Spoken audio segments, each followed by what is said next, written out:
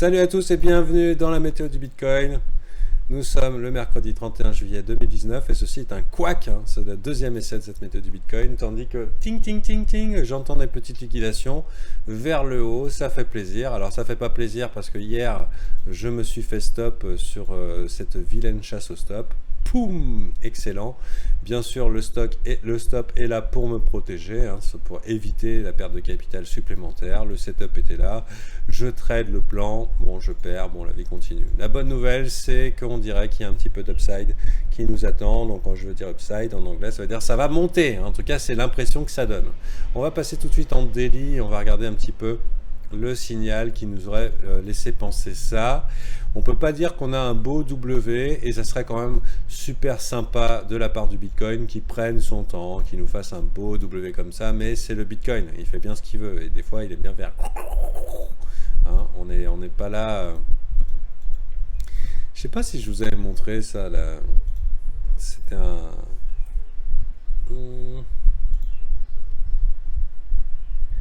Je sais pas si je vous avais montré ça. Petite pause. Hop. Tant pis, j'ai pas trouvé.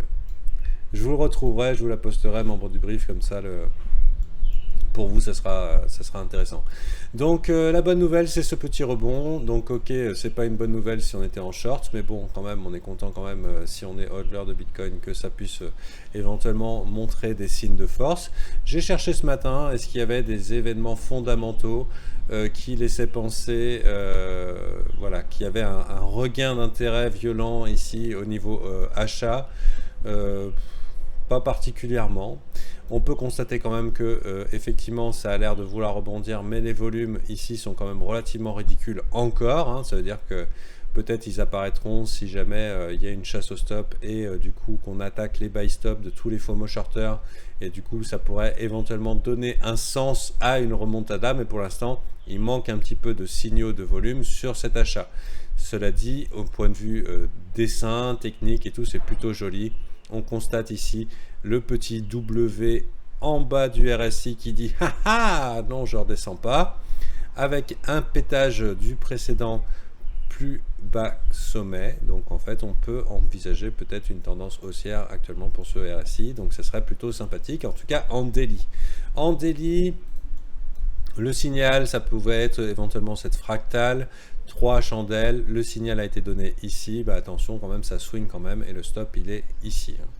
Ça swing quand même, il y a eu quand même pas mal de bastons, pas mal d'hésitations, et comme je disais hier, avec le volume d'échange qu'il y a eu dans la zone, plutôt ici, là, ceux qui allaient perdre allaient servir de support ou de résistance, donc ça va être quand même la zone à surveiller, 9500, est-ce que c'est un bull trap? On va le savoir bientôt. Je vous rappelle que la tendance est encore baissière, que le biais institutionnel est toujours baissier, mais quand même, quand on regarde à des time frames inférieurs ou quand on regarde un petit peu ce MACD qui déjà ce W là qui vient de se former, ici ce MACD qui commence à vouloir se rapprocher du niveau 0 avec quand même des plus hauts creux ici, plus haut sommet, en tout cas pour l'instant. Donc si on venait à traverser ça, ça pourrait être l'impulsion supplémentaire qui nous dirait ok, chasse au buy stop, ça serait sympathique. Cependant, la bonne nouvelle, c'est que ça arrive au niveau d'un retest d'un V-bottom. Je vous rappelle que les V-bottom sont faits pour être retestés, pour avoir le magnifique W, hein, le magnifique W. Mais ce que j'aimerais bien, c'est que ça aussi, ça soit pas un V-bottom. Est-ce qu'on peut considérer ça un W? On va regarder un peu la... Oh, petit. Why not? Mais pour moi, pas très propre, donc j'aurais bien voulu peut-être un petit comme ça, avoir W dans W. On fonce ici, taquiner les stops dans la zone et éventuellement on confirme, clac clac clac, poum, voilà. Et là, YOLO, on rappelle les copains, c'est la fin du bear market, en tout cas le bear market du mois de juillet. Mais pour l'instant, on a quand même des trendlines à franchir, hein, et donc on va avoir quand même pas mal de zones de résistance, même si le sentiment est haussier. Oh, trendline franchie, donc plutôt positif. Ce qu'on aime bien voir après cette trendline, nous, c'est des W. Donc le W, on peut considérer qu'on en a un petit ici. Et comme vous le savez, donc il y a un trade à prendre si vous êtes membre du brief. C'est du 2 pour 1. Ça nous emmènerait à une target potentielle, risque-récompense, potentiellement 11 191 sur une petite chasse au stop, ce qui ferait sens depuis le temps que je vous dis qu'il y a une zone de liquidité. Et aussi, vous connaissez l'expression, les queues et les queues aiment bien être mangées. Donc là, c'est pas une queue, c'est une oreille. Donc wicks and tails like to be eaten. Les mèches aiment bien être mangées, donc potentielle recharge de short dans la zone ici. Cela dit, pour moi, je suis un trader de tendance, donc quand ça commence à monter, j'ai tendance à continuer à chasser vers le haut, hein, même quand on arrive dans les zones de résistance, sauf exception, en zone de rechargement de short, je fais attention. Mais cela dit, j'irai pas me mettre en travers d'un truc qui se décide à monter avec conviction. Et pareil, hein, quand ça descend, j'ai tendance à chercher vers le bas. Je vais du côté de ceux qui gagnent, hein, c'est comme ça qu'on fait des sous. En tout cas, selon mes croyances sur le marché, et on trade ces croyances. Salut Ruxo Kimiko. Ce nom me dit quelque chose, je ne sais pas ce que tu es venu faire par ici. Tu t'intéresses au trading? Ou tu n'as rien à voir avec Kimiko, que je connais depuis depuis longtemps? Donc en tout cas... Bienvenue. Et ici, donc moi je voudrais bien voir ça, ça serait sympa. On va passer en 4 heures et on va regarder un petit peu dans le vif du sujet comment ça se passe. Et c'est plutôt joli. Joli en fait. On voit que du coup la pression vendeuse sous la forme, je disais hier, ça aussi j'ai pas précisé. Ouais, donc hier, qu'est-ce qu'on pouvait savoir? Hier on disait boule, beer, machin et tout. En fait ça fait quand même quelques jours qu'on ne savait pas du tout où ça allait. Hein. C'était juste un shop market où on se contentait de baiser la gueule de ceux qui prenaient position avec des immenses chasses au stop, des immenses chandelles à double côté comme ça. Pum, pum, pum, pum, pum, pum. Non, vous n'irez nulle part, vous ne passerez pas, vous ne gagnerez pas d'argent sur ce marché. Mais on a vraiment l'impression qu'à ce moment-là, en tout cas surtout ça commence à se dessiner bien clairement en Orly, c'est que ces triangles descendants qui avaient tendance à se montrer en très grande time frame, eh bien viennent de se faire bust, hein, j'ai l'impression, hein, ça paraît quand même clair, il y a eu tag, c'est revenu, c'est en train de repercer, YOLO, hein, YOLO. La bonne nouvelle, c'est qu'en 4 heures, on a une divergence MACD confirmée ou au poil de couille près. Donc il suffirait qu'il y ait un peu plus de conviction ce matin pour que cette divergence MACD soit confirmée, accompagnée d'un magnifique W et d'un W dans un W, ce qui nous amène à des targets réalistes. Première target réaliste, si on est vraiment très conservateur, c'est 0,5 ici, ce qui est plutôt sympa. À mon avis, on ne s'arrêtera pas là. Ça, c'est mon humble avis, surtout avec ce point de contrôle ici, là, clac, clac, clac, clac, et pourquoi pas venir chasser les stops de ceux qui ont trade sur tête-épaule, épaule, tête-épaule, et qui ont laissé leur stop ici, en se disant « Ah, pas besoin de prendre profit, le profit c'est pour les perdants, etc. » Bon, j'en sais rien comment ça se passe, mais un petit nettoyage ici, ça serait pas dégueulasse. En tout cas, je trouve ça de plutôt bon augure. Vous voyez aussi ce volume profile, là, cette réintégration dans la valeur, là, réintégration dans la valeur, dans la couleur.